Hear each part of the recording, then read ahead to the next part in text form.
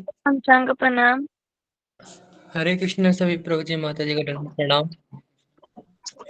हरे कृष्ण हरे कृष्णा सभी भक्तों को प्रणाम। हरे कृष्णा हरे कृष्णा हरे कृष्णा हरे कृष्णा सभी भक्तों को पंचांग प्रणाम। सुधा माता जी, नरसिंह आरती आपकी हरे है। कृष्णा। पंचांग प्रणाम। जी प्रभु जी, मैं तैयार हूँ, बोल शुरू जी कर जी क्या? जी जी जी, हरे कृष्णा, धन्यवाद प्रणाम। हरे कृष्णा प्रभु जी, हरे कृष्णा प्रभु जी। हरे सभी भक्तों को पंचांग प्रणाम। हरे कृष्णा हरे गुरु जी को पंचांग प्रणाम। गुरु जी को प्रणाम। श्री हरे गुरु कृष्णा चरण हरे कृष्णा। श्री जय श्री चैतन्य महाप्रभु, श्री नित्यानंद, श्री अद्वैत, श्री गदाधर, श्री वासादि आचार्य गौर भक्त वृंद की जय। प्रभुपाद की जय।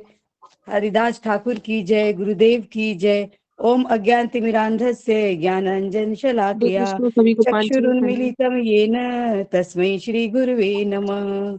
मूकं करोति वाचालं पंगुं लंघयते गिरिं यत्कृपातं वन्दे श्रीम गुरुदीनातारिणे। जय श्री कृष्ण। नमस्ते नरसिंहाय, नमस्ते नरसिंहाय, प्रह्लादिलादिदायिनी, प्रह्लादिलादिदायिनी, हिरण्यकशिपोर्वक्षः, हिरण्यकशिपोर्वक्षः, शिलाटङ्कानखालयि, शिलाटङ्कानखालयि। इतो नरसिंहा परितो नरसिंहा, इतो नरसिंहा परितो नरसिंहा, यतो यतो यामि ततो नरसिंहा, यतो यतो यामि ततो नरसिंहा। बहिर्नरसिंहा हृदये नरसिंहा, बहिर्नरसिंहा हृदये नरसिंहा, नरसिंहमदिं शरणं प्रपदे, नरसिंहमदिं शरणं प्रपदे। तव कर कमलवरे नखा अद्भुत श्रृंगार, दालिता हिरण्यकशिपु तनु भृंगा, केशव धृता नरहरि रूपा, जय जगदीश हरे, जय जगदीश हरे, जय जगदीश हरे। जय नरसिंह देव, जय नरसिंह देव, जय नरसिंह देव, जय नरसिंह देव। जय प्रहलाद महाराज, प्रहलाद महाराज, प्रहलाद महाराज, जय प्रहलाद महाराज। जय जय प्रभुपाद, प्रभुपाद, प्रभुपाद, प्रभुपाद। जय जय गुरुदेव, गुरुदेव, गुरुदेव, गुरुदेव। हरे कृष्णा, हरे कृष्णा, कृष्णा कृष्णा हरे हरे, हरे राम, राम राम हरे हरे। हरे कृष्णा, कृष्णा कृष्णा हरे हरे, हरे राम, राम राम हरे हरे। हरे कृष्णा, कृष्णा कृष्णा हरे हरे, हरे राम, राम राम हरे हरे। जय श्री कृष्ण। जय श्री कृष्ण। बहुत अच्छा गाया माता जी आपने, बहुत सुंदर माता जी। बहुत अच्छा गया माता जी। हरे कृष्णा सभी बस सब भक्तों को भक्तों पंचांग की प्रणाम। गुरु जी कृपा है, भक्तों की कृपा है, गुरु जी की कृपा है। पंचांग प्रणाम। हरे कृष्णा सभी भक्तों को पंचांग प्रणाम। पंचांग हरे कृष्णा प्रणाम। साई भक्तों को, हरे कृष्णा। हरे कृष्णा सभी भक्तों के चरणों में प्रणाम। हरे कृष्णा। हरे कृष्णा प्रतिमा दो मिनट आपके हरे बैठ जा 2 मिनट। हरे कृष्णा कृष्ण कृष्ण हरे कृष्ण कृष्णा हरे गुरुजी दंड हरे राम हरे हरे राम कृष्ण गुरु गुरु जी हरे पंचांग कृष्णा प्रणाम गुरु गुरुजी जी पंचांग पंचांग प्रणाम हरे गुरुजी कृष्ण दंड गुरु जी पंचांग हरे गुरुजी कृष्णा हरे पंचांग हरे कृष्णा हरे हरे कृष्ण हरे कृष्ण सत्य हरे हरे कृष्ण कृष्णा पंचांग प्रणाम गुरु जी राम प्रणाम हरे कृष्ण हरे कृष्ण हरे कृष्ण हरे कृष्ण हरे सत्य कृष्णा गुरु जी पंचम प्रणाम हरे कृष्णा हरे सभी कृष्ण भक्तों को प्रणाम। हरे कृष्ण गुरु जी धन्य प्रणाम हरे कृष्ण हरे कृष्ण हरे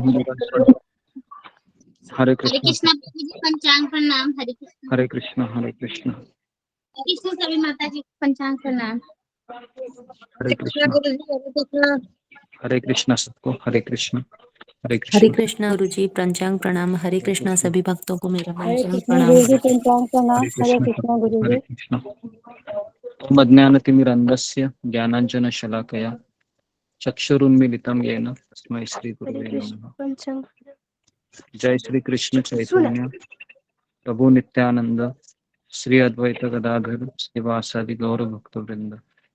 हरे कृष्णा कृष्णा कृष्णा हरे हरे हरे राम राम राम हरे हरे। जी हरे कृष्णा सबका स्वागत है सत्र में। तो जी ओके हरे कृष्णा। तो कल जी तो आज किनका टर्न है तो उस भक्त को आज बताना है कि सुधा माता जी। गुरु जी सुधा हरे माता कृष्णा पंचांग प्रणाम गुरु जी। जी बोलिए। हाँ कल जो इतवार का दिन था, रविवार का वृंदावन यात्रा हुई थी और उसमें सबसे पहले हरे कृष्णा कृष्ण कृष्ण हरे हरे का 3 बार जाप मंत्र का संकीर्तन हुआ था और सभी भक्त लोग गुरु जी और सभी लोग भक्त कीर्तन करते हुए जा रहे थे। तो पहली कहानी उसमें आपने हाँ यह सुनाई थी कि यशोदा मैया ने श्री कृष्ण को मुंह खोल, जब वो मिट्टी खा रहे थे तो मुंह खोल कर कहा कि अपना मुंह दिखाओ। जब श्री कृष्ण ने अपना मुंह खोला तो उसमें पूरा ही ब्रह्मांड उन्हें दिखाई दिया। जी तो वो समझ गई कि ये मेरा लल्ला कोई साधारण बच्चा नहीं है, ये तो साक्षात ईश्वर ही है। तो जी इस तरह आगे चलते हैं और यमुना नदी की आरती होती है। यमुना नदी के पास पहुंचते हैं, वहां केशी घाट पर। वहां पर शाम को 6:30 बजे आरती होती है, यही आपने बताया था। और वहां जाकर जो भक्त लोग जाते हैं, यही कहा गया कि वहां जो लोग इस केशी घाट में जाते हैं उनका लगाव श्री कृष्ण से बहुत बढ़ जाता है। तो परिवार से लगाव हमारा कम हो और श्री कृष्ण से ज्यादा हो, यही हमारे जीवन का उद्देश्य होना चाहिए।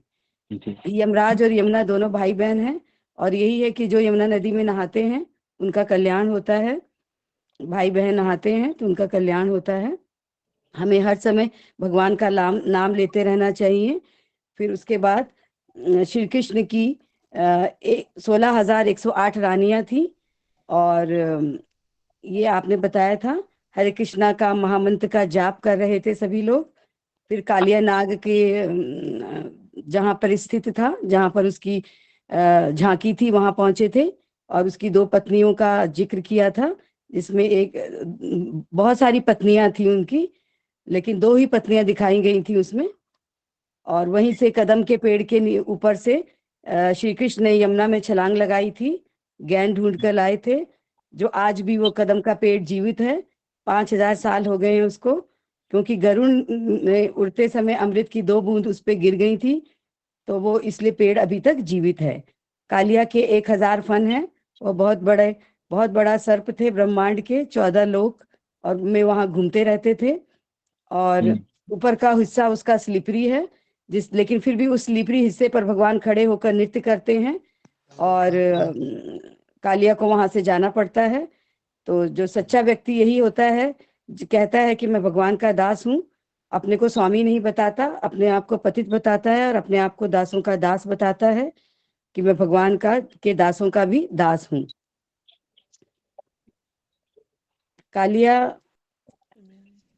कालिया और मनुष्य के विष में अंतर है, क्योंकि मनुष्य के अंदर कैसे भी करते मैं काम, बता रही क्रोध, ना, लोभ, फिर मैं मत्सर, ये भूल सब रही विष भरे हुए हैं और कालिया के अंदर भी विष भरा हुआ है। लेकिन हम इस सब विषयों को जो मनुष्य के अंदर है वो हम निरंतर जाप से, सत्संग करके, प्रामाणिक गुरु की संपर्क में आकर हम इन विष को दूर कर सकते हैं। तो जिस तरह हे कृष्ण, जिस तरह आपने कालिया नाग का जहर निकाला है, वैसे ही मेरे हृदय में से भी काम, क्रोध, लोभ, मत्सर भरा हुआ है, उसे निकालिए। और हरे कृष्ण का फिर संकीर्तन शुरू हुआ। राधा माधव मंदिर में पहुंचे। फिर वहां से वृंदावन में 5000 मंदिर हैं, 7 प्रसिद्ध मंदिर हैं। मंदिरों का जिक्र करूं गुरुजी? मंदिरों के नाम बताऊं? ये बताओ बच्ची।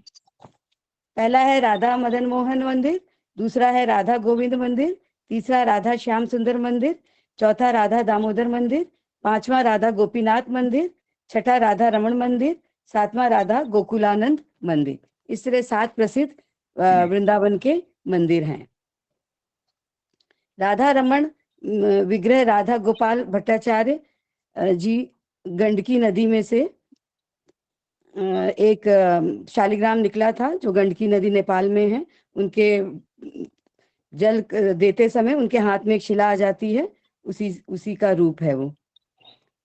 आचार्य अपने विग्रह के दर्शन करते हैं, वे भी चाहते हैं कि वो दर्शन करें सभी, तो विग्रह को देखते रहते हैं। और जब मुगलों का लोगों विदेशी आक्रमण हुए तो उनके 6 विग्रह जयपुर चले गए, बस राधा रमन का विग्रह वृंदावन में रहा। उसके बाद हरे कीर्तन महामंत्र का संकीर्तन हुआ। उसके बाद अक्रूर की झांकी है। अक्रूर को गोपिका कहती हैं कि तुम क्रूर हो, क्योंकि तुम हमारे कृष्ण को हमसे दूर ले जा रहे हो। ये सब गोपियां उनको कहती हैं, क्योंकि जिससे हम प्रेम करते हैं तो वो दूर चला जाता है तो हमारा प्रेम बढ़ता है। इसलिए कृष्ण गोपियों से दूर चले जाते हैं, जिससे गोपियों का प्रेम मेरे प्रति निरंतर बढ़ता ही रहे। उसके बाद पीली पोखर जाते हैं, जहाँ राधा जी को दुर्वासा मुनि ने वरदान दिया था कि जो भी तुम खाना बनाओगी वो अमृत की तरह मीठा हो जाएगा। तो यशोदा मैया को जब ये बात पता चलती है तो वो राधा से कहती है कृष्ण के लिए खाना बनाओ। यशोदा मैया उसे अपनी बहू के रूप में बहू बनाने का सोचने लगती हैं, और एक बार उनको खाना बनाने के बाद उनके हाथ पीले कर देती हैं। तो राधा जी अपने घर नहीं जाती हैं पीले हाथ लेकर, क्योंकि उनका अभी विवाह नहीं हुआ था। तो रास्ते में एक तालाब में अपने हाथ धो देती हैं, तो वो पीली पोखर के नाम से प्रसिद्ध हो जाती है। उसके पास बरसाना गए। बरसाना ब्रह्मा जी के सिर पर 4 गढ़ हैं, उस पर बना हुआ है। दानगढ़, मानगढ़, विलासगढ़, भालगढ़। वो चाहते थे कि राधा रानी का जो घर हो मेरे सिर पर बने, ऐसे उन्होंने बनाने की प्रार्थना की थी। तो राधा के पिता विश्वानु हैं और माँ कीर्तिदा है। गुरुजी ठीक बोल रही हूँ मैं? कीर्तिदा? हाँ जी, ये ठीक बोल रहे हो। हाँ। तो राधा के पिता एक बार विश्वानु स्नान के समय उनके हाथ से में कमल के फूल आता है, तो उस पर एक कन्या मिलती है जिसकी आंखें बंद होती है। 12 दिन तक वो अपनी आंखें बंद रखती है। तो यशोदा और नंद बाबा सोचते हैं कि कहीं हमारी कन्या देख नहीं पाएगी, वो थोड़ी चिंतित हो जाते हैं। जब उन्हें पता चलता है नंद और यशोदा मैया को कि विश्वानु के घर एक कन्या ने जन्म लिया है, तो उसको देखने आते हैं। तो जैसे ही राधा रानी के पास श्री कृष्ण पहुंचते हैं तो राधा रानी अपने नेत्र खोल देती हैं। इससे हमें यही शिक्षा मिलती है और यही सीख मिलती है कि हमें सबसे पहले सुबह उठकर भगवान को ही दर्शन करने चाहिए, अन्य किसी के नहीं। उसके बाद गोवर्धन परिक्रमा होती है कीर्तन के साथ। गोवर्धन कथा सुनाऊं गुरुजी? हाँ सुनो। गोवर्धन कथा में यही बताया गया है कि गोवर्धन हिमालय से भी बड़े थे, लेकिन गोवर्धन के पिता जो थे द्रोणाचल ऋषि कुलतस्य ऋषि आए उनके यहाँ।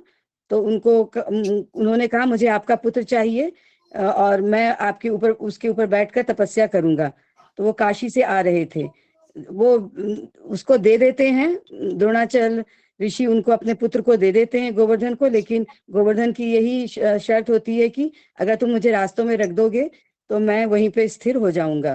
तो रास्ते में मुनि को लघु शंका आती है, वो उन्हें नीचे रख देते हैं और फिर वहीं उनकी प्रतिष्ठा हो जाती है।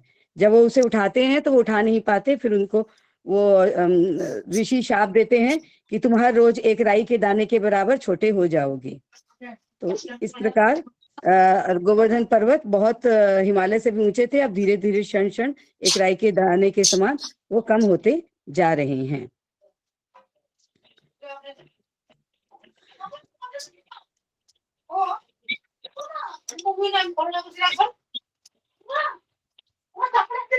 कैसे गया पापा? तो ये हिमालय गोवर्धन पर्वत की जगह वहां पे वृंदावन में इंद्र की पूजा होती थी। तो एक बारी गोवर्धन श्री कृष्ण ने कहा अब इंद्र की पूजा नहीं होगी, गोवर्धन पर्वत की पूजा होती है, क्योंकि यही हमें अन्न देते हैं, हमारी गैयों को घास देते हैं और यही हमें फल फूल देते हैं, तो इसलिए अब इनकी पूजा करेंगे। तो इंद्र नाराज हो जाते हैं और बहुत अधिक वर्षा करते हैं, जिससे कि वृंदावन डूबने लगता है। तो श्री कृष्ण उसे अपनी सबसे कनिष्ठा उंगली में 7 दिन उठाए रखते हैं और 7 दिन ना किसी को भूख लगती है ना प्यास लगती है, सब श्री कृष्ण उनको सब तरफ से देख रहे होते हैं। जो भी श्री कृष्ण को देखता है तो लगता है वो उन्हें ही देख रहे हैं। इस तरह श्री कृष्ण वृंदावन के सभी लोगों की रक्षा करते हैं और हमें भी श्री कृष्ण से अपनी, जब भी हमें कोई भी दुख आए, परेशानी आए, जैसे द्रौपदी ने पुकारा था श्री कृष्ण को, ऐसे ही हमें भी उनका पुकारना चाहिए, क्योंकि अन्य लोग तो हमें मानव जो हैं, हमारे भौतिक जीवन के जो लोग हैं, वो तो हमारी विपदा सुलझाते नहीं है। तो हमें शिव श्री कृष्ण का ही सहारा लेना चाहिए, वो ही हमारी विपदा को दूर कर सकते हैं। श्री कृष्ण उस समय जब उन्होंने गोवर्धन पर्वत उठाया तो 7 साल के थे। उन्होंने 7 दिन उन्हें पर्वत को उठाया, जिस समय श्री कृष्ण ने किया, उस जिसके साथ श्री कृष्ण है उसकी सारी तृष्णा दूर हो जाती है, सारा लोभ मोह मत्सर सब दूर हो जाता है। इस तरह हमने वहां पर राधा कुंड की फिर दर्शन किए और इस तरह यहाँ पे कथा समाप्त हो गई थी। ओके, वेरी गुड, अच्छा। हरि बोल, बहुत सुंदर माता जी, बहुत सुंदर हरि बोल बोल। हरि बोल। हरि बोल, बहुत अच्छा बोला माता जी आपने। हरि बहुत बोल। सुंदर सुधा माता जी, बहुत सुंदर। हरी हरी बहुत धन्यवाद। बहुत अच्छा माता जी। सुंदर माता जी। आगे बताएं जी, आगे बढ़िए। माता जी बहुत अच्छा। बहुत अच्छा बोला। कृष्णा हरे बोल। गुरु जी की कृपा से बोला है बस, जो भी बोला है बाकी हमें तो भी न जाना है। जी, तो हम भी आगे बढ़ते हैं। हरे कृष्णा हरि बहुत सुंदर माता जी। हरे कृष्णा। जी, तो अभी हम आगे बढ़े हैं जी। ओके, तो अभी हम आज भगवत गीता का 16वां अध्याय पे चर्चा करेंगे। हमारे 15 अध्याय पूरे हुए हैं और 16वां अध्याय पूरा होने के बाद हम आपको एक सेमिनार हम लेंगे कि किस तरह से हमें अपनी दिनचर्या रखनी चाहिए भक्त होने के नाते। दूसरा एक सेमिनार हम लेंगे कि किस तरह से हमारा फाइनेंस मैनेज करना चाहिए ताकि हम जल्दी से जल्दी रिटायर हो। तीसरा हम सेमिनार लेंगे कि किस तरह से हमको शरीर का ध्यान रखना चाहिए और किस तरह से हमारे स्वास्थ्य का हम ख्याल रख सकते हैं। तो ये 3 सेमिनार हम धीरे धीरे लेंगे। 16वां अध्याय पूरा होने के बाद हम एक लेंगे, 17वां अध्याय पूरा होने के बाद एक लेंगे और 18वां अध्याय होने के बाद हम एक लेंगे, इस तरीके से। और 18 अध्याय पूरा होने के बाद हम ये टॉपिक लेंगे कि किस तरह से गीता को जीवन में उतारना है। तो भगवत गीता के 18 अध्याय पूरा होने के बाद हम इस पे सेमिनार लेंगे, कम से कम 1 हफ्ता 7 दिन सेमिनार रहेगा। तो ये सारी चीज़ें बहुत आवश्यक है। कितने लोगों को लगता है कि एक भक्त होने के नाते ये भी चीज़ होना ज़रूरी है कि हमारी दिनचर्या कैसी होनी चाहिए और हमारा जो फाइनेंस है वो किस तरह से होना चाहिए ताकि हम जल्दी रिटायर हो, और ये भी होना चाहिए कि किस तरह से हम अपने शरीर का स्वास्थ्य अच्छे से रख सकते हैं ताकि मैं भक्ति भी अच्छे से करूँ। कितने लोगों को लगता है कि ये ज़रूरी चीज़ है? सबको लगता है? यस गुरु जी, जरूर, तो हम बहुत इसके जरूरी है गुरु जी ये तो। हाँ गुरु जी, सही बात है, जरूरी है। बहुत जरूरी है। बहुत जरूरी है गुरु जी। ओके, तो हम इसके ऊपर ज़रूर बोलेंगे कि जिस तरह से आपको इसका हेल्प हो, है ना जी।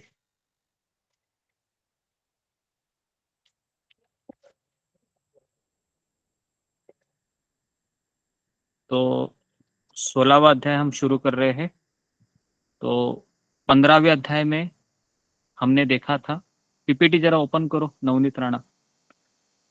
15वें अध्याय को हमने देखा था कि कृष्ण ने भौतिक जगत के अश्वत्थ वृक्ष का वर्णन किया था।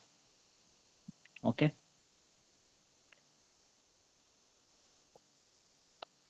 और लेकिन इसके फलों का वर्णन नहीं किया भगवान ने। ओके, भगवान ने कहा कि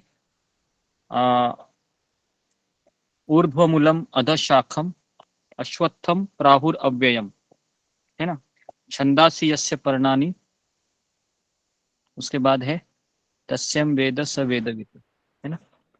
तो हमने इस श्लोक को बताया था। वो भगवत गीता का वो रिकॉर्ड हुआ था, वो लेक्चर सैटरडे का, मुझे पता नहीं है, शनिवार का लेक्चर जो हमने गीता की हुआ था। हुआ था। ठीक है, हुआ था। तो अभी तक आया, किसी को मिला वो लेक्चर या नहीं मिला अभी तक? आया है गुरुजी, ग्रुप में था। गुरुजी ग्रुप में आया। ओके, तो अभी हम देखेंगे आगे कि नियम पालन करने वाले और नियम तोड़ने वाले, दो प्रकार के लोग इस संसार में देखे जाते हैं।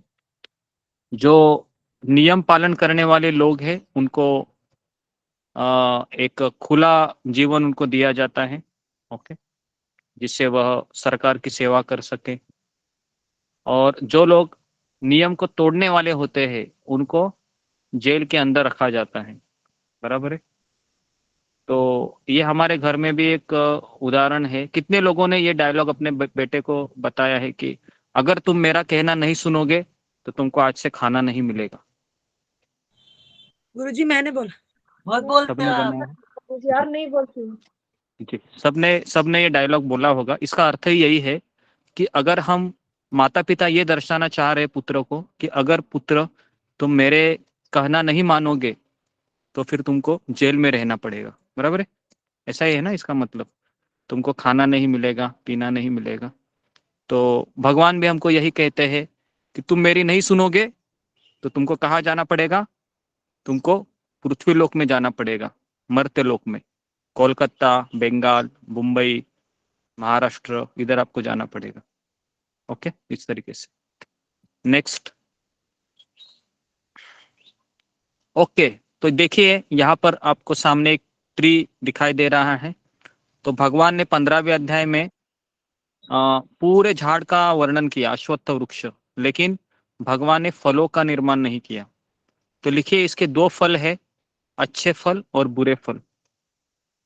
ओके, अच्छे फल मतलब दैवी गुण या सत्व गुण, और बुरे फल मतलब आसुरी गुण या रजोगुण और तमस गुण।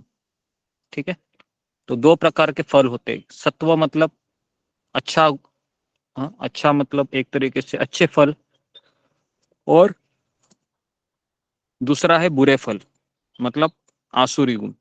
ओके, तो नेक्स्ट।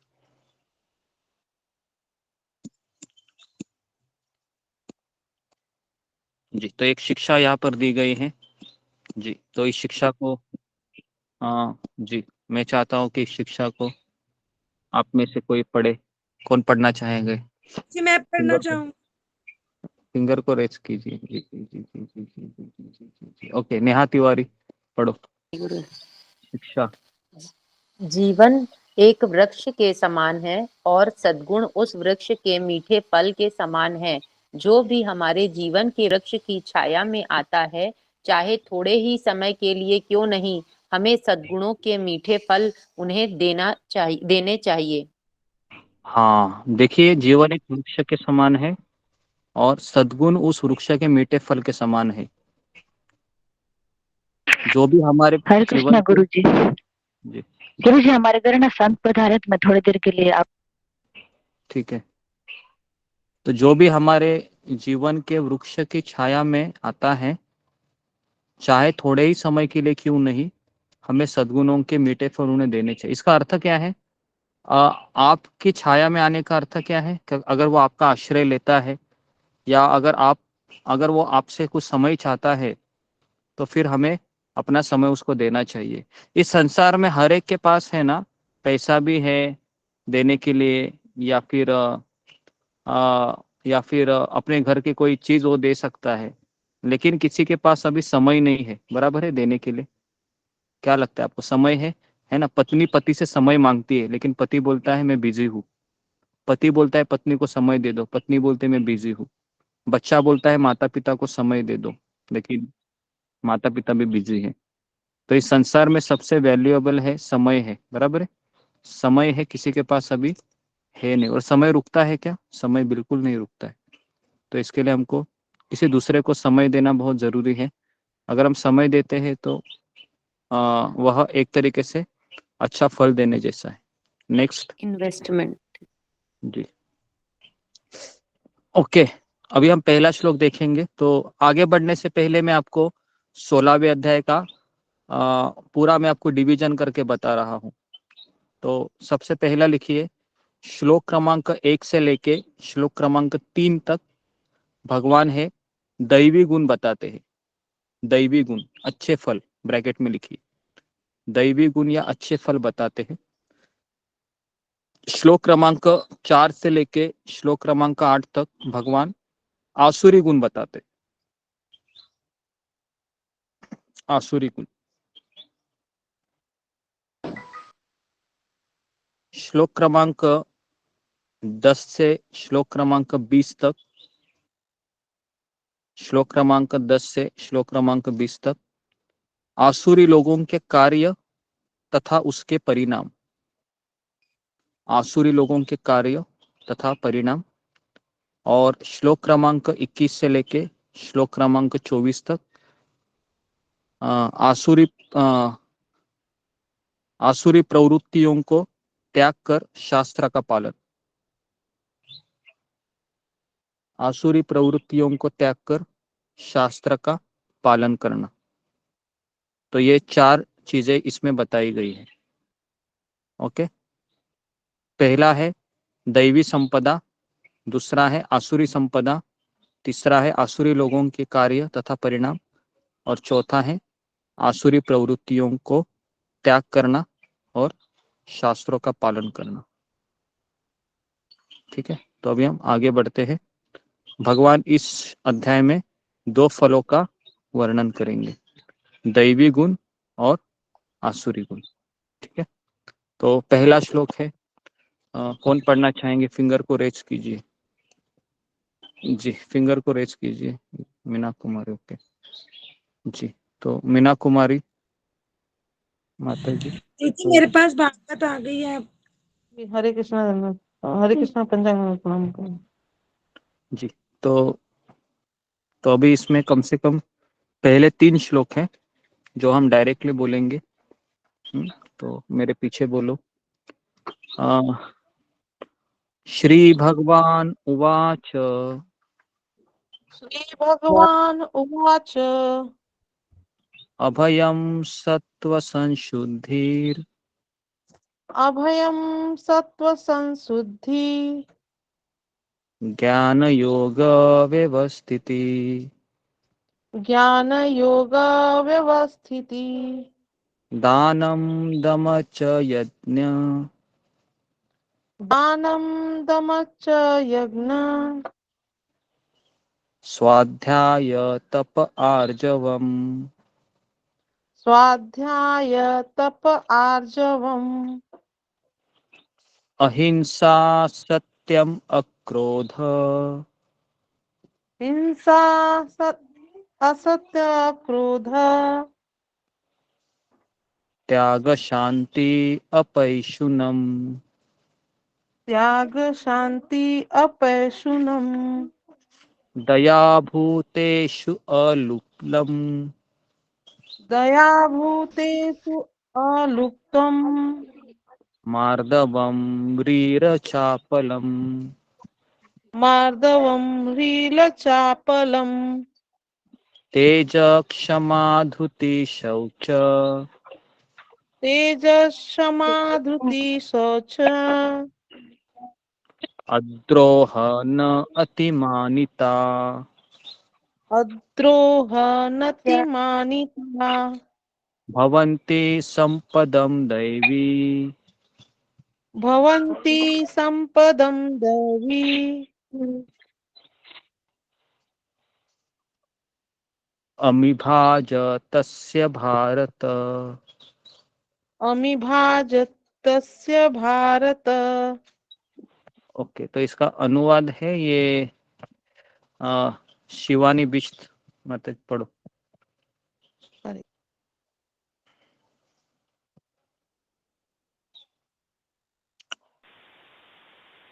भगवान ने कहा, हे भरत पुत्र, निर्भरता, आत्मशुद्धि, आध्यात्मिक ज्ञान का अनुशीलन, ज्ञान, आत्म संयम, ज्ञान परायणता, वैद्ययन, तपस्या, सरलता, अहिंसा, सत्यता, क्रोध विहीनता, त्याग, शांति, छिद्रान्वेषण में अरुचि, समस्त जीवों को करुणा, लोभ विहीनता, भद्रता, लज्जा, संकल्प, तेज, क्षमा, धैर्य, पवित्रता, ईर्ष्या तथा सम्मान की अभिलाषा से मुक्ति, ये सारे दिव्य गुण हैं जो देवी प्रकृति में संपन्न देव तुल्य पुरुषों में पाए जाते हैं। हरे कृष्ण गुरु जी। पंचांग प्रणाम। भक्तों के पंचांग प्रणाम। तो अभी भगवान इसमें कितने गुण बता रहे हैं, तो यहाँ पर वर्णन आता है दिव्य गुण है जो सत्व गुण में 26 गुण है। तो हम आज के प्रवचन में 26 गुण को कवर करते हैं। तो भगवान कहते हैं कि पहला गुण है अभयम।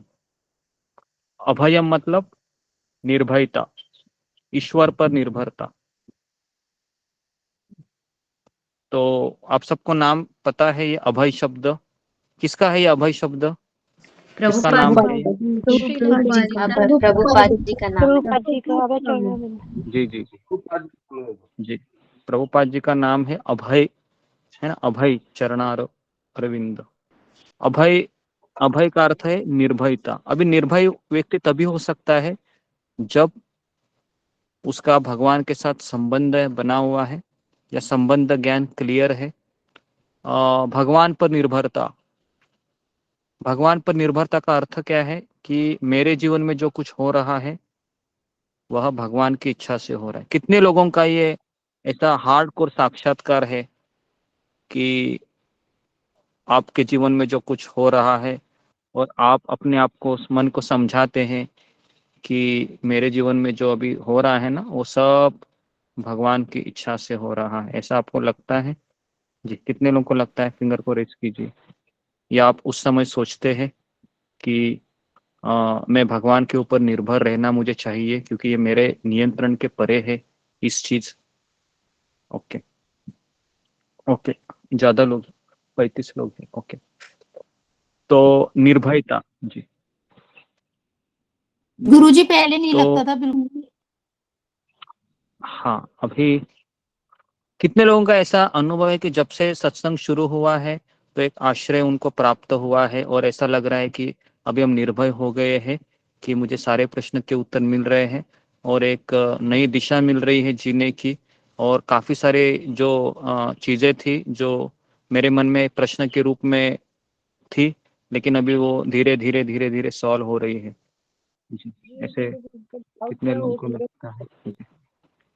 ओके, बहुत लोगों को लग रहा है। अच्छा है जी। ओके जी। अब कॉन्फिडेंट भी आता है गुरुजी। जी,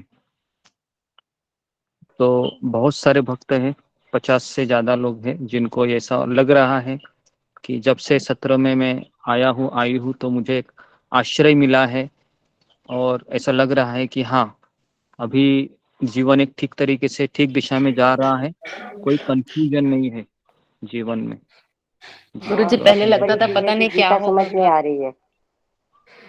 हाँ, गुरुजी पहले तो लगता था पता नहीं क्या होगा आगे, जीवन में भविष्य क्या होगा। अब एक दिशा मिल गई है तो ऐसा लगता है कि बस इस दिशा में रहेंगे तो आगे के लिए कोई डर नहीं है। नहीं, अभी गीता भी बहुत अच्छी तरह समझ में आ रही है। जी जी, तो ये एक तरीके से अच्छा है कि जीवन में ना सभी लोग हम आश्रय ढूंढ रहे हैं और अगर हमको आश्रय मिल जाता है तो व्यक्ति फिर आगे पीछे देखता नहीं है, बराबर है।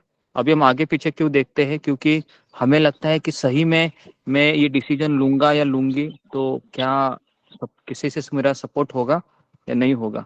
तो काफी सारे प्रश्नों के उलझनों में फंसे रहते हैं।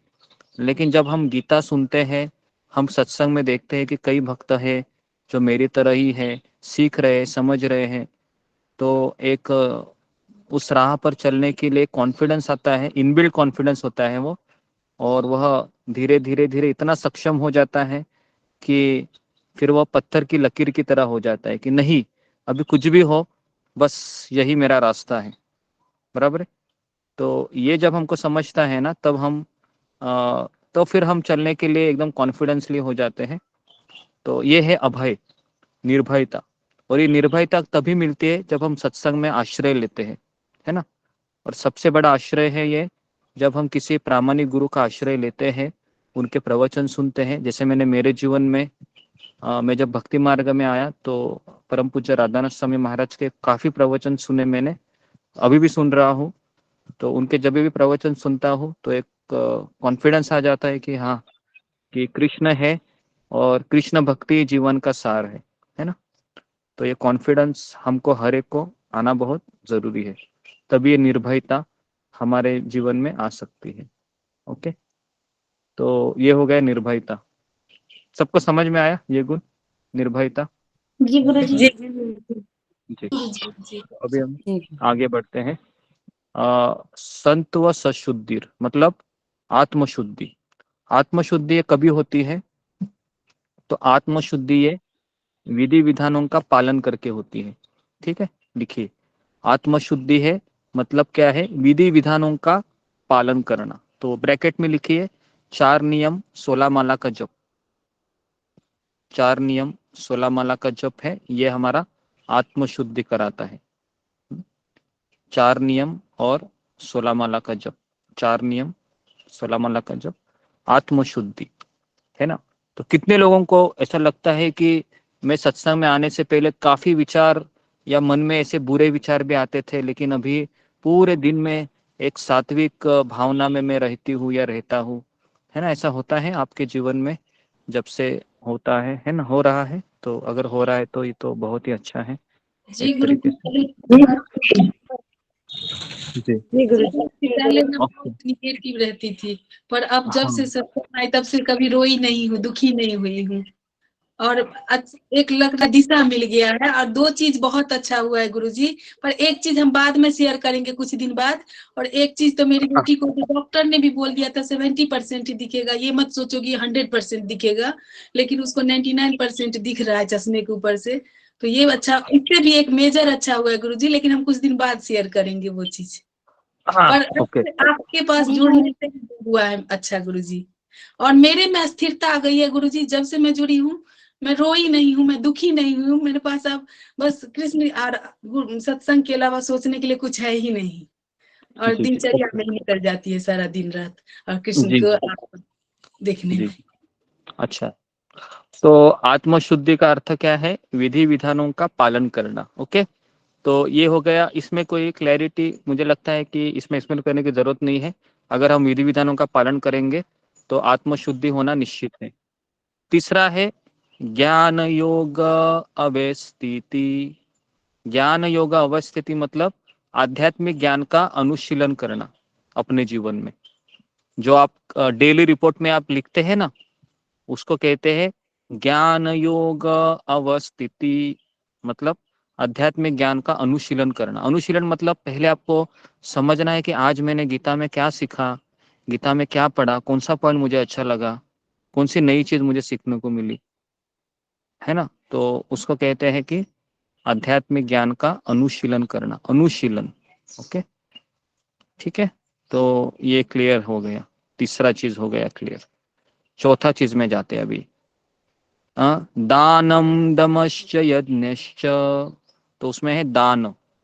तो दान ये गृहस्थ को करना कंपलसरी है। जो भक्त दान करते हैं तो उनका प्रगति होता है, और दान नहीं करते हैं, हम पैसा अपने पास ही रखते हैं, तो फिर हमारा प्रगति नहीं होगा। तो इसके लिए दान करना यहाँ पर बताया है गृहस्थ के लिए जरूरी है, क्योंकि वह पैसे कमाता है, अगर नहीं भी कमाता है तो उसका पति उसको देता है ना। तो ऐसा देखा गया है कि पति से भी ज्यादा पैसा किसके पास रहता है? पत्नी के पास रहता है, बराबर है क्योंकि वो सब जमा करती रखती है और फिर वक्त आने के बाद फिर शॉपिंग करने चली जाती है। ओके, तो इसके लिए दान, गुरुदेव, दान ये जी। करेंसी हुई थी तो हाँ? उस समय सबसे ज्यादा काला धन निकला था महिलाओं के पास। हाँ, जब महिलाओं के मोदी पास ही निकला था जी की जी। थी तो पता नहीं कहाँ कहाँ से जिनको आप नोटबंदी समझ में, के पास हाँ, पैसे निकले थे। जी क्षमा जी जी। करिएगा। ओके, तो इसके लिए हमको ये दान करना चाहिए। दान करने से हमारा पैसा है वो ब्लैक मनी भी व्हाइट मनी हो जाता है भगवान के तिजोरी में चला जाने के बाद। ओके, तो दान करना जरूरी है। तो हो गया, दान हो गया, 4 हो गए। सब लोग लिख रहे हैं ना? 1 2 3 4 हो गए। गुरुजी। लिख रहे हैं। 5वां है दमश्च। दमश्च मतलब आत्मसंयम। तो आत्मसंयम का अर्थ है, यहाँ पर लिखा हुआ है, जब स्त्री पुरुष विवाह करते हैं तो आत्मसंयम का अर्थ है कि दोनों एक साथ नहीं आना चाहिए, केवल बच्चे पैदा करने के लिए ही दोनों एक साथ आना चाहिए। इसको कहते हैं आत्मसंयम। तो ये गृहस्थ के लिए जरूरी है। केवल इसमें लिखा गया है मैथुन जीवन का परित्याग, आत्मसंयम। ओके, तो ये एक दैवी गुण आता है। ठीक है, 5 हो गए। 6ठा है यज्ञश्च। यज्ञश्च मतलब यज्ञ है, ब्रैकेट में लिखिए हरि नाम संकीर्तन, जैसा आप सभी लोग यज्ञ करते हैं। ओके, तो 6 चीजें हो गई। यज्ञ मतलब हरि नाम संकीर्तन करना, जप करना, तो ये हो गया यज्ञश्च। अभी ये सारी चीजें गृहस्थ के लिए हुई, 6 चीजें। अभी हम आपको बताएंगे कि ब्रह्मचारी के लिए 3 चीजें बताई गई है नीचे। तो ब्रह्मचारी के लिए 3 चीजें हैं, स्वाध्यायस तप आर्जवम। तो 7वां लिखिए वेद अध्ययन। ओके, वेद अध्ययन खास करके ब्रह्मचारी करते हैं, बराबर है। लेकिन ऐसा नहीं है, वेद अध्ययन ये हम भी कर सकते हैं, गृहस्थ भी कर सकता है, गीता पढ़ के, भागवत पढ़ के, है ना। और वेद अध्ययन कभी होता है जब हम परीक्षा लेते हैं तो आपको अध्ययन करना पड़ता है। ठीक है, तो वेद अध्ययन। उसके बाद 8वां है तपस्या। 8वां है तपस्या। तपस्या किसकी है? तो ब्रैकेट में लिखिए शरीर, मन और वाणी। शरीर, मन और वाणी की तपस्या। ठीक है, शरीर की तपस्या क्या है? तो सुबह जल्दी उठना, ये किसकी तपस्या है? शरीर की तपस्या। शरीर। जी। मन की तपस्या क्या है? मन की तपस्या है कि अपमान को सहन करना, या या फिर अपमानास्पद विचारों को सहन करना, ये मन की तपस्या है। वाणी की तपस्या क्या है? हमेशा मीठा बोलना, है ना। कितने लोगों ने अपने जीवन में ऐसे लोग देखे हैं कि वो बुरा बात भी इतना मीठा बोलते हैं ना, उसको बोलते हैं कि मीठा बोल के ये छुरी पीठ में मार रहा है। ऐसे भी लोग रहते हैं, खास मीठी करके। छुरी बोलते हैं, हाँ मीठी छुरी। हाँ, मीठी छुरी, एकदम मीठा बोलते हैं और अपना काम बराबर वो बना लेते हैं, है ना। ऐसे भी लोग मार्केट में बहुत घूमते हैं, है ना। एकदम मीठा बोलेंगे, ऐसा बोलेंगे कि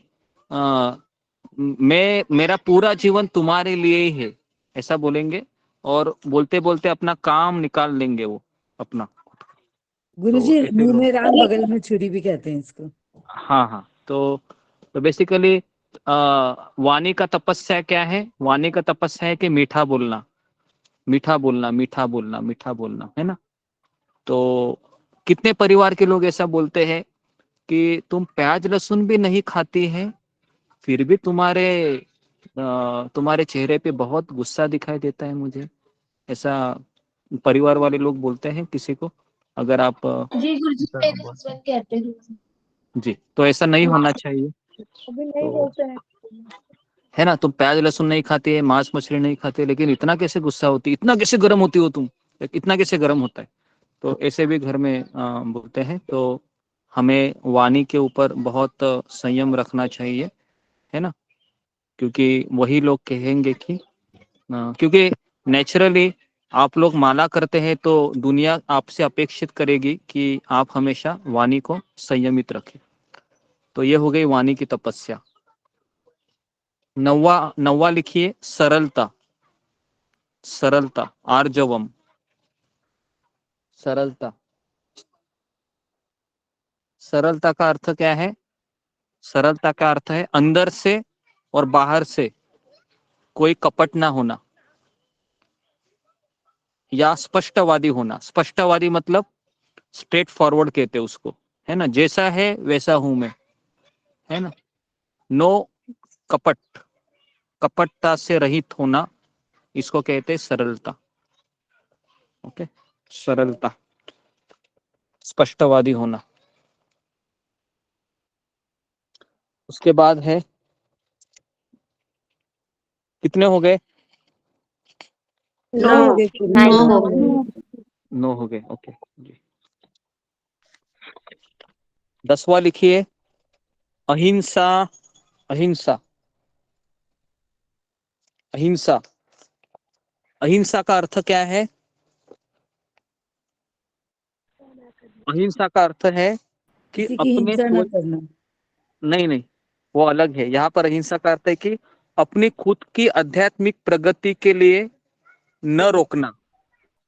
लिखिए, अपनी खुद का आध्यात्मिक प्रगति में बाधा नहीं बनना। खुद को बाधा नहीं बनना है। अगर आपको कोई कह रहा है कि आध्यात्मिक प्रगति, है ना, आध्यात्मिक प्रगति होनी चाहिए, तो आपको उसके लिए, है ना, आगे बढ़ना है। अहिंसा, अहिंसा का अर्थ है कि स्वयं के प्रगतिशील जीवन को न रोकना। ओके, स्वयं के प्रगतिशील जीवन को न रोकना। उसके बाद सत्यता लिखिए। सत्यता, सत्यम मतलब स्वार्थ के लिए झूठ न बोलना। स्वार्थ के लिए झूठ न बोलना। कितने लोग हैं ऐसे, भक्ति में आने के पहले अगर हमारे ऊपर कुछ आता है तो हम थोड़ा सा अपने आप की रक्षा करने के लिए कहीं ना कहीं से एक दो झूठ बोल ही लेते हैं। ऐसा होता है या आपने किया होगा? जी होता है कभी जी कभी। आए जी होता है। जी, कि करते हैं। जी जी गुरुजी, तो पहले होता था मगर अब नहीं होता। हाँ, अभी अभी हमको झूठ न बोलना है क्या? अगर आप पकड़े भी जाएंगे तो भी झूठ नहीं बोलना है ना। हाँ, झूठ नहीं बोलना है। नहीं और बोलना। जी 11 हो गए। 12 लिखिए अक्रोध। गुरुजी अक्रोध, रिपीट कर दीजिए प्लीज। सत्यता, स्वार्थ के लिए झूठ न बोलना।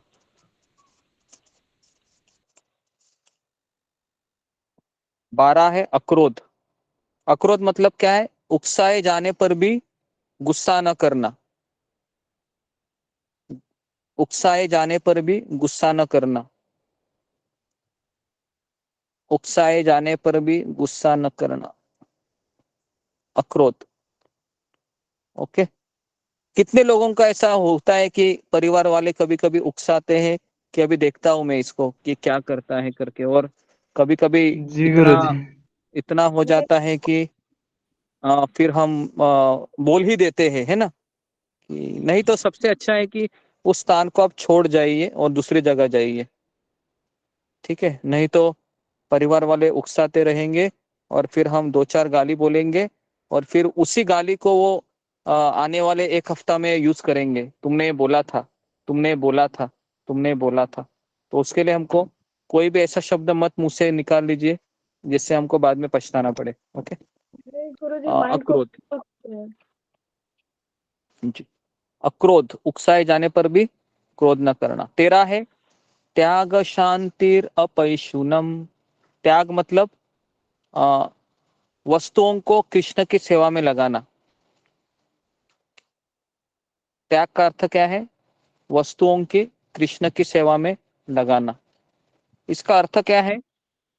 इसका अर्थ है कि एक बार एक साधु है ना, मैं कथा बता रहा हूँ, ध्यान से सुनिए। एक साधु है, गांव में प्रवचन करने के लिए आते हैं। और साधु है वह प्रवचन देने के पश्चात गांव वालों से बात करता है। उसमें से एक बुद्धिमान गांव वाला आता है और कहता है, साधु महाराज आप कितने बड़े त्यागी है, आपने पूरा आपके घर को, परिवार को, सबको त्याग करके आप कृष्ण के नाम का प्रचार कर रहे हैं, कितने बड़े आप त्यागी है। तो साधु महाराज ने उस गांव के, है ना, गांव के प्रमुख व्यक्ति को कहा कि मेरे से भी सबसे बड़ा त्यागी तो तुम हो। ऐसा कहा साधु ने। क्या कहा? सबसे बड़ा त्यागी तो तुम हो। तो उस गांव वाले ने कहा कि साधु महाराज मैं कैसा त्यागी हूं, मैं तो परिवार में रहता हूं अभी भी। तो साधु महाराज ने कहा कि मैंने तो छोटे मोटे चीजों का त्याग किया है, तुमने तो भगवान का ही त्याग किया है। इसके लिए सबसे बड़ा त्यागी कौन है? तुम है। समझ में आ रहा है? तो इसके लिए त्याग क्या है कि सारा हम कोई त्यागी नहीं है, ना हम भोगी है। भक्त ना भोगी रहता है ना त्यागी रहता है। भक्त है ये भगवान की सेवा में सारा चीज लगाता है। ओके, तो सारे वस्तुओं को भगवान की सेवा में लगाना, है ना। अगर भिखारी के पास लोटा है तो वो लोटा भगवान की सेवा में लगा सकता है। अगर किसी धनवान व्यक्ति के पास मर्सिडीज कार है तो मर्सिडीज कार वो भगवान की सेवा में लगा सकता है। समझ में आ रहा है? तो भक्त के लिए पैसे हो या पैसे नहीं हो उसको कोई फर्क नहीं पड़ता है। जिसके पास जो है वह भगवान की सेवा में लगाना जानता है। तो इसके लिए भक्त त्यागी होता है क्या? तो भक्त त्यागी नहीं होता है। भक्त ने प्रभुपाद को एक बार पूछा गया कि ये सारे साधु लोग कहते हैं कि ऐसे करते हैं कि मुझे नहीं चाहिए नहीं चाहिए, और प्रभुपाद कहते हैं कि मेरे सामने बहुत सारे पैसे रखो और मैं उसको ऐसे लेके रखता हूँ और मेरा फोटो निकालो और न्यूज़पेपर में डाल दो। तो प्रभुपाद बोलते हैं कि मुझे पैसा चाहिए। किसके लिए? मेरे लिए? मेरे लिए नहीं चाहिए। मुझे राधा रास बिहारी को मंदिरों में स्थापन करना है, कृष्ण की स्थापना करनी है, इसके लिए मुझे पैसा चाहिए। समझ में आ रहा है? तो हम क्या त्यागी नहीं है, नाम भोगी है। तो ये हो गया 13 हो गया। 14वां है शांतिर। शांतिर मतलब क्या है?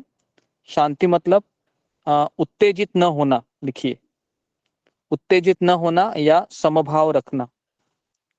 शांति मतलब उत्तेजित न होना या समभाव रखना।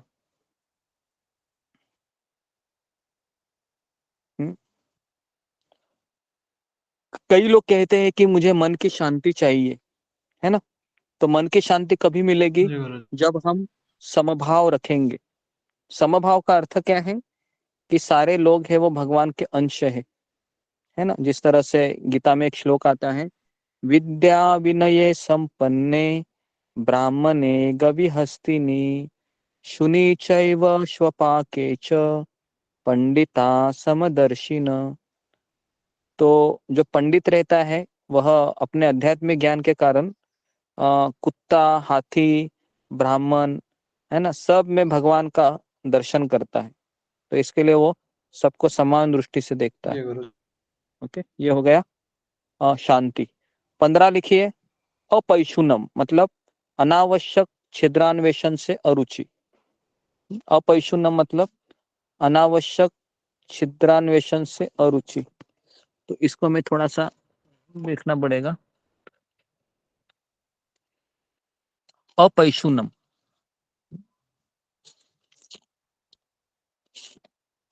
जी मीनिंग रिपीट कर दीजिए प्लीज। जी गुरुजी थोड़ा रिप्लाई। अपैशुनम, अपैशुनम ये शब्द है अनावश्यक छिद्रान्वेषण से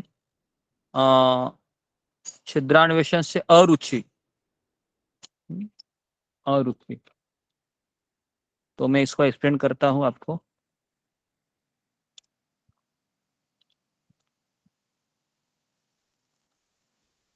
गीता में भी लिखा हुआ है गुरुजी। हाँ, अपैशुनम का अर्थ है दूसरे के दोष न निकाले और व्यर्थ ही उन्हें सही न करे। ओके, तो अपैशुनम का अर्थ लिखिए दूसरे के दोष न देखे। ओके, तो इसके लिए अपैशुनम का अर्थ है कि दूसरों के दोष न देखना, ऐसा लिखिए। दूसरों के दोष न देखना। ओके जी। उसके बाद लिखिए दया भूतेश्व, मतलब सभी जीवों के प्रति करुणा। कौन मुझे बताएगा कि हम सभी जीवों के प्रति करुणा कैसे कर सकते हैं? जी, फिंगर को रेज कीजिए। हम सभी जीवों के प्रति करुणा कैसे कर सकते हैं? जी, रूबी कुमार। हरे कृष्ण गुरु जी, पंचांग प्रणाम।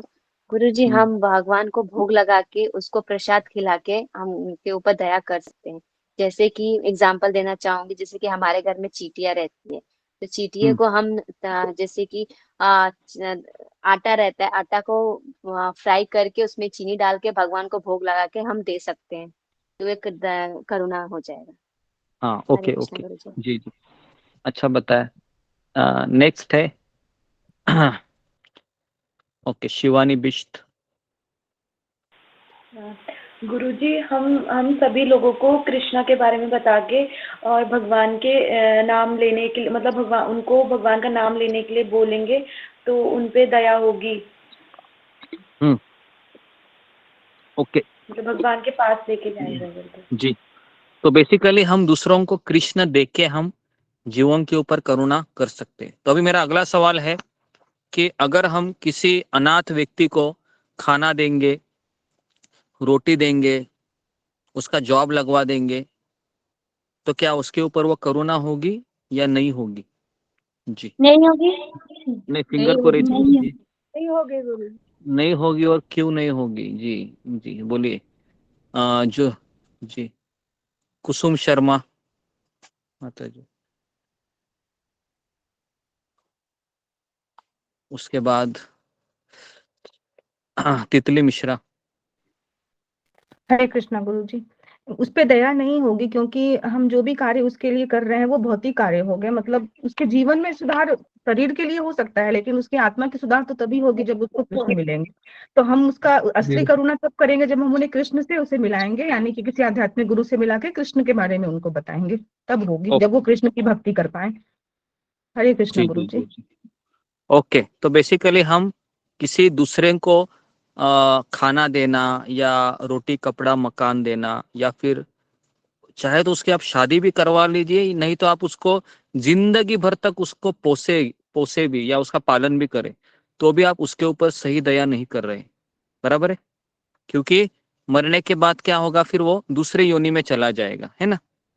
तो फिर क्या आप दूसरे योनि में उसको खाना पीना कर सकते हैं? फिर आप नहीं कर सकते हैं। बेसिकली आप इसी जीवन में आप कर सकते हैं। तो इसके लिए कई लोग कहते हैं कि तुम लोग 2 घंटा 3 घंटा माला जप करते रहते हो, इससे अच्छा है 2 घंटा बाहर जाओ, गरीबों की सेवा करो।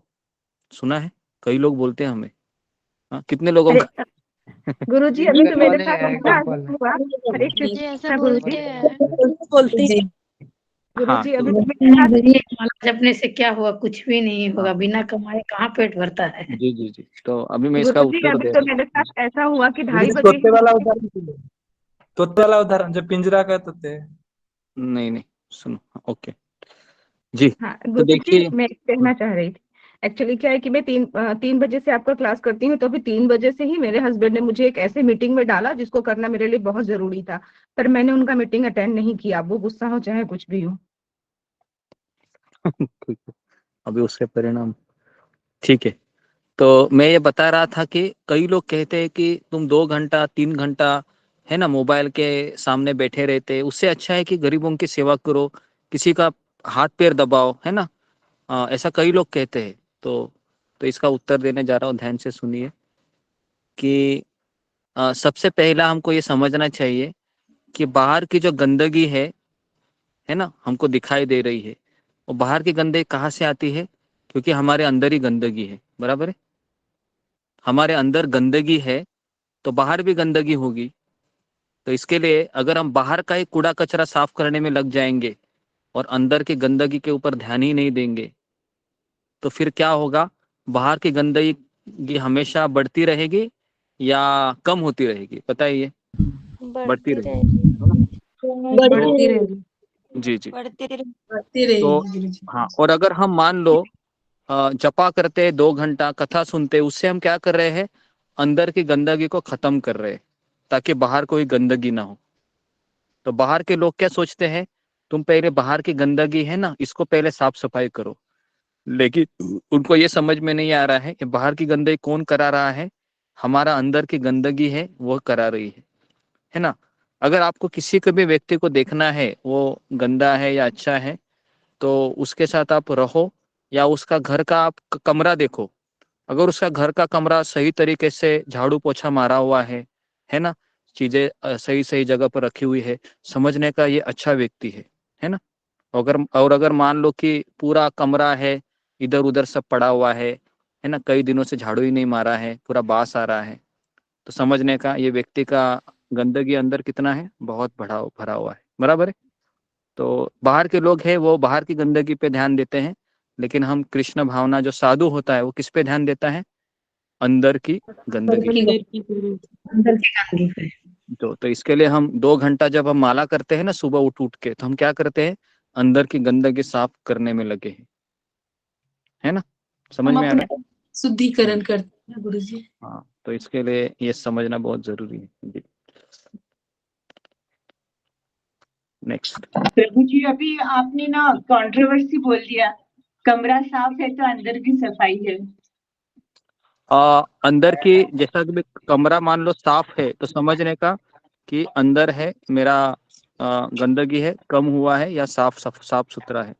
लेकिन मान लो कि बाहर इतना कूड़ा कचरा है मेरे, और अगर आप जपा नहीं करेंगे और बाहर का भले ही कचरा साफ भी करेंगे, है ना, तो भी ये कचरा होता रहेगा। लेकिन अगर आप किसी भक्तों को देखेंगे तो हमेशा वो साफ सुथरा रहता है और हमेशा वो सत्व गुण में रहता है। लेकिन जो बाहर के लोग अगर आप देखोगे तो पता है बाहर के लोग क्या करते हैं, सूट बूट टाई डालते हैं और सेंट मारते हैं कभी कभी, क्योंकि वो नहाते भी नहीं है, सेंट लगाते हैं और चलते रहते हैं, है ना। और अगर आप उनके नजदीक जाओगे तो सेंट का बात ज्यादा आता है, देखो आप, है ना, सेंट ज्यादा मारते हैं। वो क्यों मारते हैं सेंट, क्योंकि वो नहाने के लिए उनको समय नहीं रहता है, या उनको लगता है कि नहाना ये बेवकूफ का काम है, रोज रोज कौन नहाएगा। तो ऐसे भी लोग दुनिया में लगे रहते हैं ना। आलस है गुरु जी। जी, तो इसके लिए हम बेसिकली हम एक भक्त रहता है वो 2 से 3 टाइम नहाता है ना। ठंडी में कम नहाता है, लेकिन गर्मी में वो 3 टाइम तो नहाता ही है कम से कम, तो ताकि वो अपने शरीर से भी हाँ जी। तो ये सब चीजें मैं बता रहा था। ओके, तो अभी हम आगे बढ़ते हैं। अगला है 17 है लोभ से मुक्ति। देखिए, अलोलुप्तम, लोभ से मुक्ति। तो लोभ क्या होना चाहिए, कौन बताएगा, भक्त के लिए लोभ क्या होना चाहिए। तो कहा जाता है कि रूप गोस्वामी कहते हैं कि अगर किसी को भक्ति में प्रगति करनी है तुरंत, है ना, तो उसके पास एक ही चीज चाहिए, वो है उत्साह नहीं, लोभ होना लालायित होना चाहिए। चाहिए। हाँ, लालायित, लोभी होना चाहिए, लोभी, लौल्यम जी, लौल्यम, हाँ, भक्ति के लिए लोभी होना चाहिए। हाँ, आपने देखा है जो लोग रहते हैं ना, जिनको पैसा पैसा पैसा पैसा पैसा पैसा पैसा दिन रात पैसा पैसा करते हैं ना, वह रात को सोते भी नहीं है। पता है क्यों सोते नहीं है, क्योंकि इतने लोभी हुए हैं। तो वैसा एक भक्त रहता है, सोते सोते भी वो रात को भी सोएगा तो भी वो प्रार्थना करके सोएगा, जगेगा भगवान को प्रार्थना करके जगेगा। और इसकी दिनचर्या देखकर घर वाले ज्यादा टेंशन में हो जाते हैं कि उनको लगता है कि इसका क्या हो रहा है, ये ज्यादा क्लासेस कर रही है इसके लिए इसका हो रहा है। तो पहला सबसे बड़ा काम है इसका मोबाइल छीन ले लेते अभी, या रिचार्ज ही नहीं मारेंगे। तो सबसे बड़ा टारगेट उधर ही होता है ना। तो फिर यहाँ से हमारी बिगिनिंग शुरू हो जाती है, और फिर हम तड़पते रहते हैं, है ना। जिस तरह से जिसको ड्रग्स लगता है ना डेली, अभी ये हमारा ड्रग्स हो गया है, बराबर है। तो गुरु नहीं गुरु जी, वो नेगेटिव वर्ड है। कोट लगा के बैठ जाती है मोबाइल के सामने। तो बेसिकली एक नशा रहता है ना, नशे वाला व्यक्ति नशे के बिना रह नहीं सकता। उसी तरीके से हमारे लिए ये भक्ति का नशा है, इसके बिना हम रह नहीं सकेंगे। तो ये शब्द है नशा, ये थोड़ा सा इसको हम पॉजिटिवली भी ले सकते हैं, क्योंकि नशा ये ऐसा शब्द है कि एक एडिक्टेड हो गया है ना, एडिक्शन कहते हैं उसको। तो हम भी कृष्ण के, है ना, कृष्ण के हम कथा के नशे में चूर होना चाहते हैं। कितने लोग होना चाहते हैं? सभी लोग परमानंद होना भी तो बोल जी सकते चाहते हैं। हरि बोल हम गुरु जी हम हरि बोल सब गुरुजी, हम चाहते भी। हैं गुरुजी सब। सब चाहते हैं कि कृष्ण जी का नशा प्रभु लग जी। जाए, चस्का लग जाए। जी, तो ये हो गया जी, लोभ से मुक्ति, बेसिकली लोभ से मुक्ति। 18 है भद्रता। लोभ से मुक्ति में क्या लिखे है गुरुजी? हाँ, तो मैं किसी का माइक चालू है? विनोद जी माइक को बंद कीजिए। ओके, तो मैं ये बता रहा था कि लिखिए 17वां लिखिए लोभ से मुक्ति। लोभ से मुक्ति मतलब बेसिकली कि लोभ ये अवगुण है, तो लेकिन मैंने इसको पॉजिटिवली बताया आपको कि हमें कृष्ण के लिए लोभी होना चाहिए, लेकिन भौतिक लोभ से हमको मुक्त होना है। ठीक है। 18 है भद्रता। और भद्रता मतलब सभी जीवों के प्रति सभी जीवों के प्रति, यहाँ पर लिखा हुआ है भद्रता। अच्छा, अपलम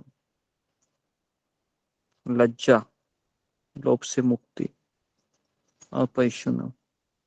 जी, तो लिखिए भद्रता मतलब बेसिकली सभी जीवों के प्रति समान व्यवहार करना।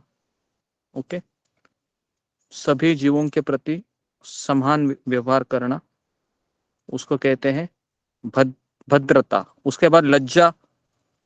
लज्जा मतलब वह कोई ऐसा कार्य नहीं करता है जिससे उसको जिससे उसको लज्जा, है ना, या उसको गिल्ट हो बेसिकली।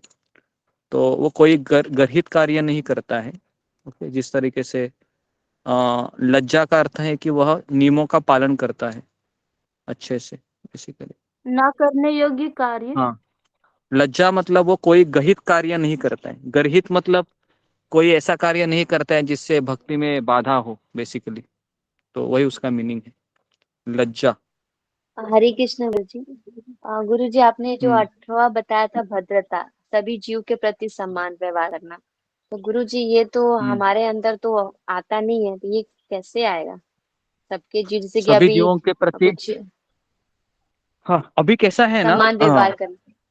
समान व्यवहार हमें नहीं करना है फिलहाल, क्योंकि हम सभी जीवों के प्रति समान व्यवहार कब कर सकते हैं?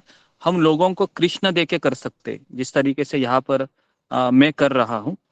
तो जहाँ पर जितने भी लोग यहाँ पर है 110 111 लोग हैं, तो मैं सबको वही चीज बता रहा हूँ। किसी को मैं पार्शियलिटी नहीं कर रहा हूँ कि एक व्यक्ति को मैं अलग बता रहा हूँ दूसरे को व्यक्ति।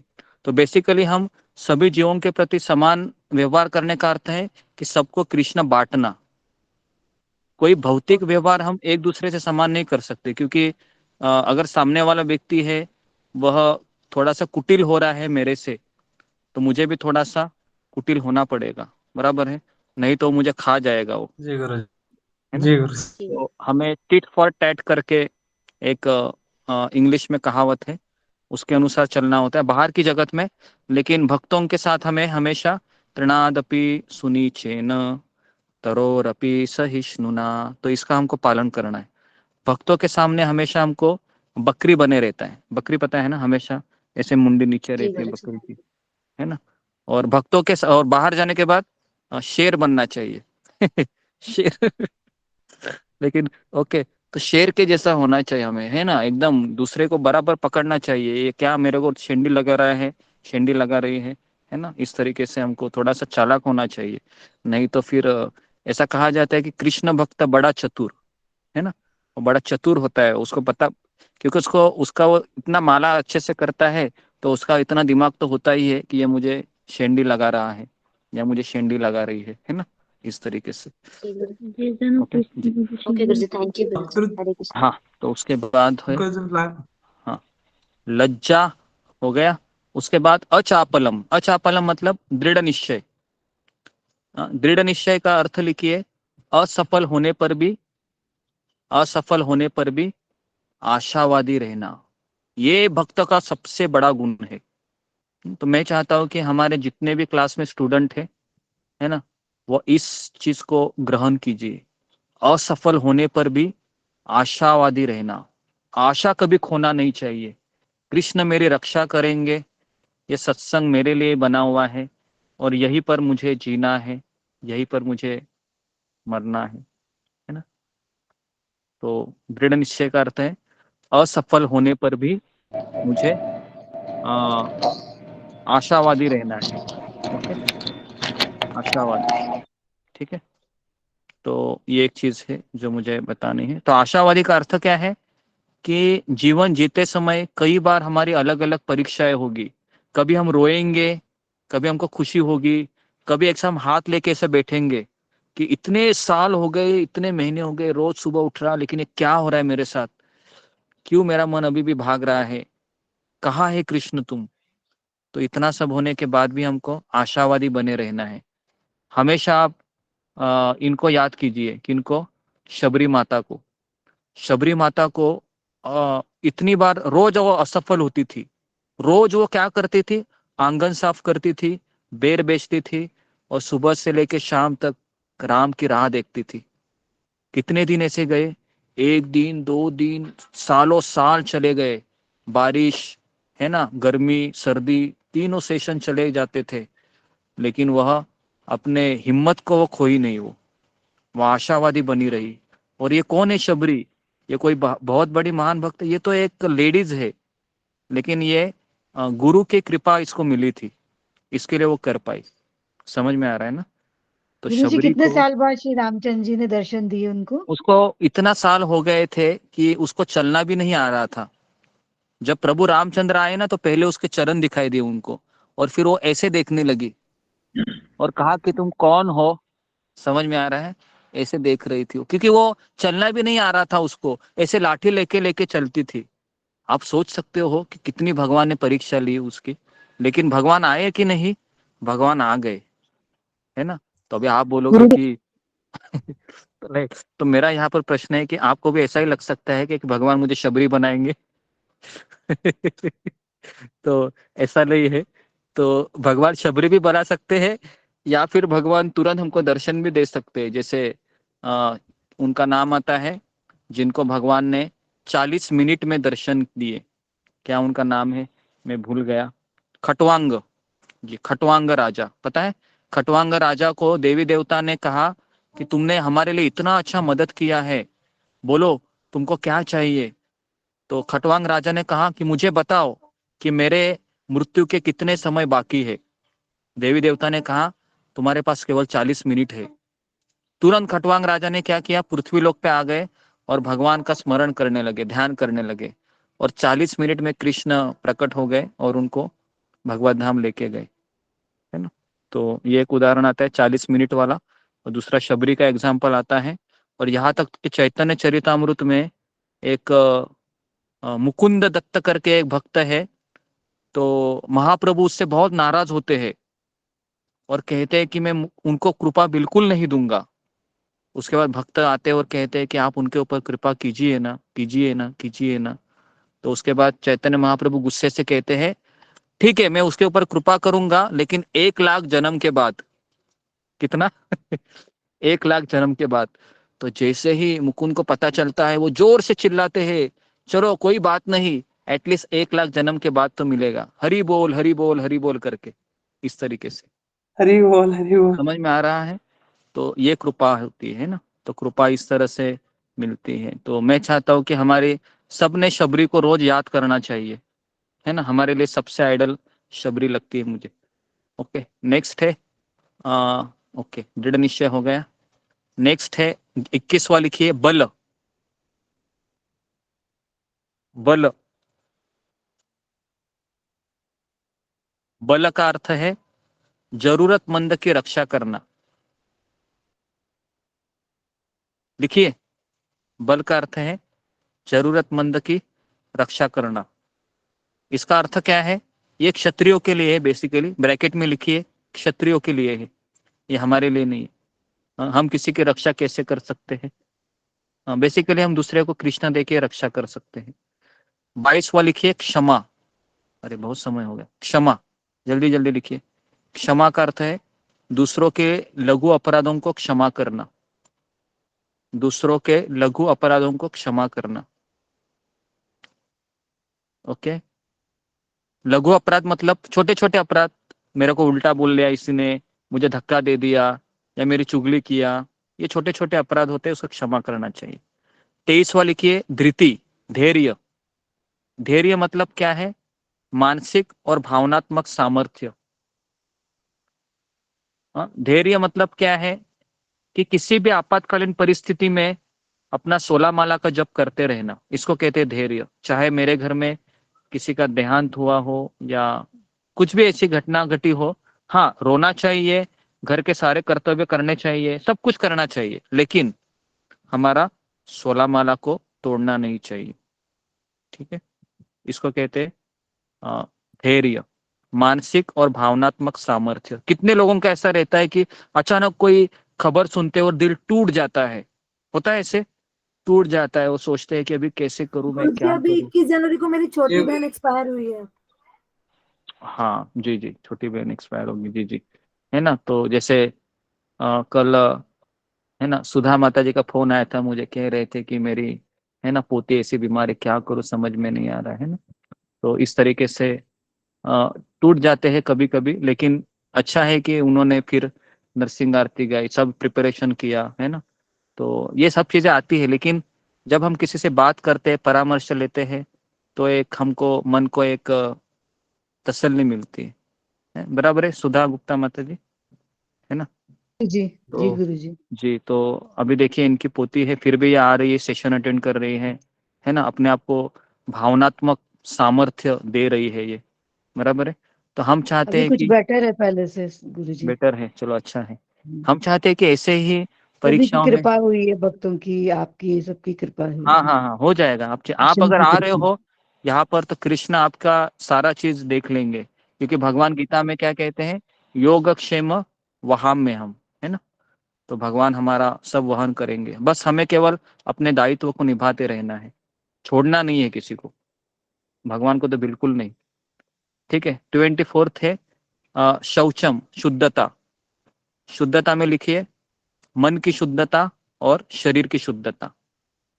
मन की शुद्धता है मंत्र जप, शरीर की शुद्धता है 2 बार स्नान करना। 25वां लिखिए अद्रोहो, ईर्ष्या से मुक्ति। ईर्ष्या से मुक्ति मतलब ये समझ में आ रहा है ना, ईर्ष्या न करना बेसिकली।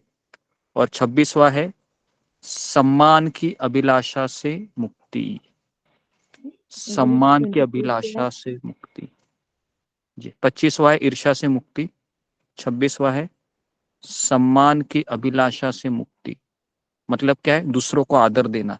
जितना आप दूसरों को आदर देंगे ना, किसको भी, है ना, हरे कृष्णा हरि बोल, दूसरों सबको आदर दे दो आप, एक अपने आप को एक अभ्यास ही लगाओ, है ना। सबको रिस्पेक्ट देना सीखो, देखो कितना दुनिया ये अच्छा लगता है हमको, है ना। गुरुजी अभी भी और फोन करी तो भी हरे कृष्णा ही निकालती है मुंह से, वही निकल जाती है फट से सभी को।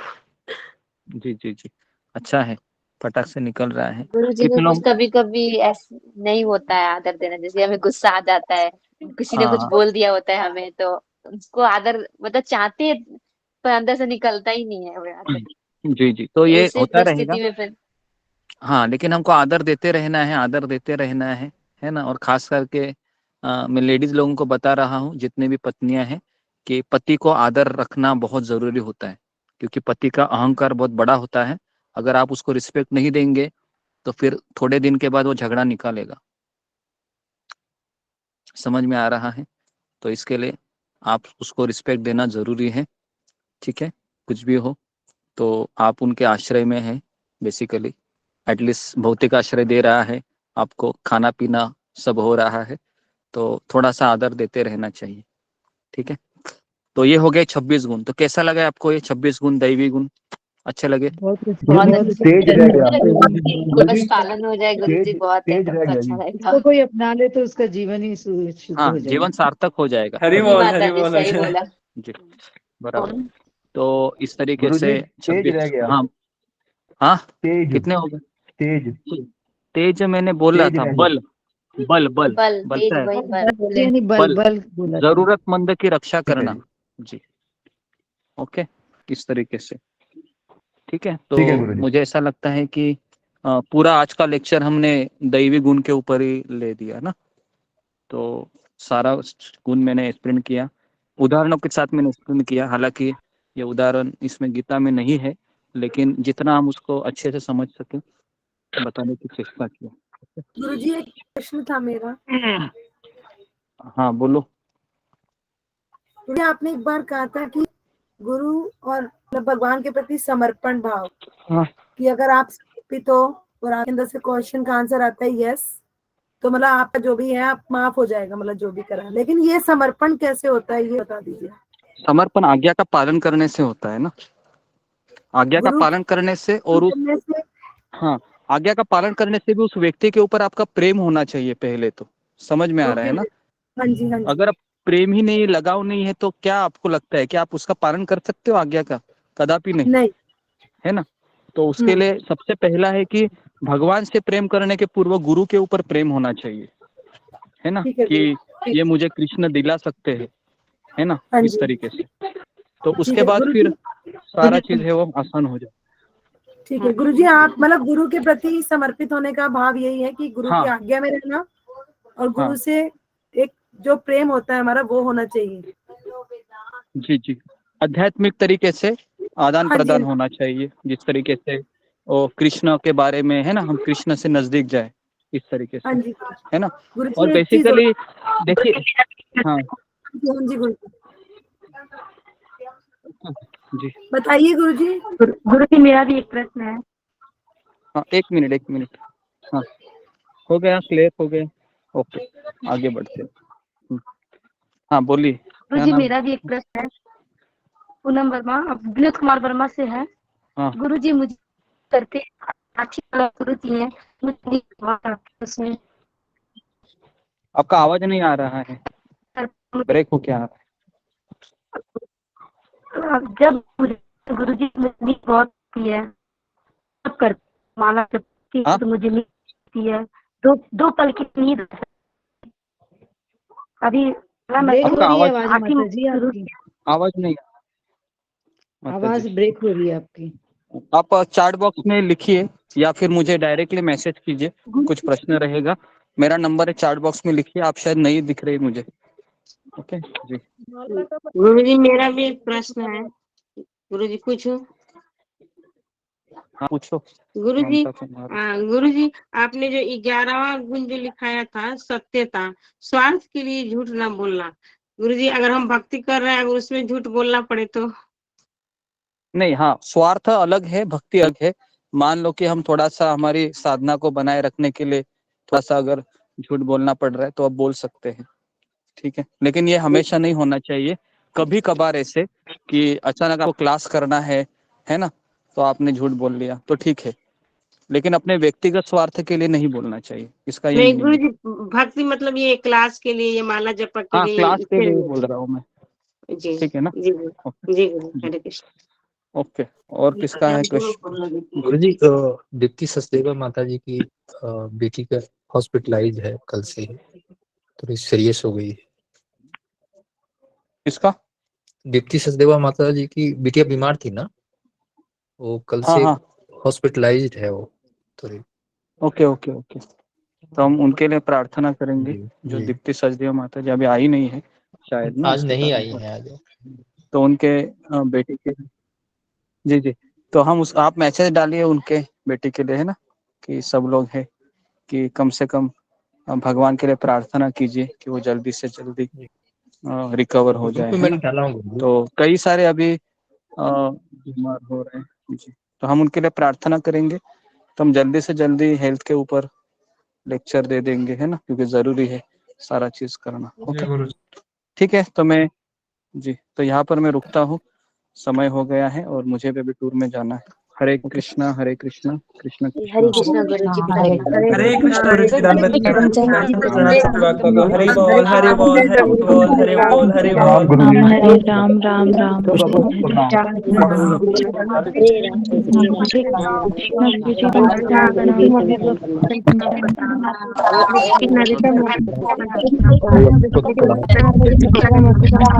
हरे